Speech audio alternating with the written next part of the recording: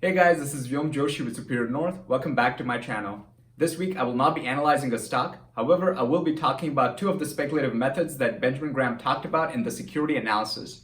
Benjamin Graham talks about this first speculative approach in chapter 41 under low price stocks, where he observes that it is a commonplace for securities market that an issue will rise more readily from 10 to 40 than from 100 to 400. This fact is due in part to the preference of the speculative public, which generally is much more partial to issues in the $10 to $40 range than to those selling above 100. But it is also true that in many cases, low-priced common stock give the owner the advantage of an interest in a relatively large enterprise at a relatively small expense.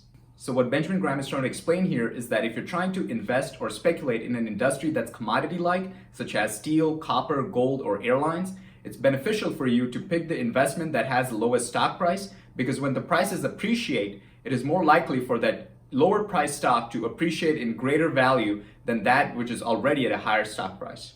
And the second insight that Benjamin Graham provides is when he states that contrary to the general impression in Wall Street, the stocks of high-cost producers are more logical commitments than those of the low-cost producers when the buyer is convinced that a rise in the price of the product is imminent and he wishes to exploit this conviction to the utmost. In other words, what Benjamin Graham is trying to explain is that if your speculative brain thinks that or knows for a fact that the prices of goods in an industry are supposed to rise, let's say in the steel industry, then it's better for you to invest in the high-cost producer than the low-cost producer. Said differently, it would be a better bet for you to have invested in US Steel rather than Nucor, even though Nucor has better fundamentals and has better financials. From a price appreciation standpoint, the stock price would have appreciated more for US Steel than Nucor because first off, US Steel is a high-cost producer, and secondly, its stock is a lot cheaper.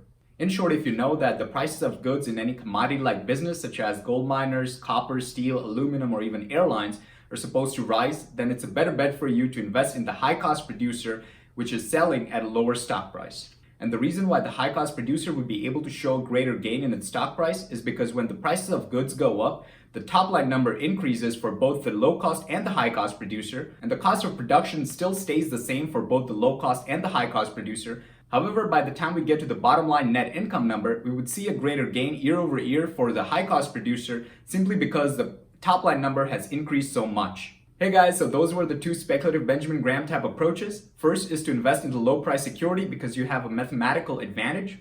And the second is to invest in the high cost producer if you know for a fact that the prices of goods are going to rise. And just a reminder, these are speculative approaches, so you cannot just buy a security like this and hold it forever. It's a cigar butt approach where once that puff is consumed, you have to throw it away.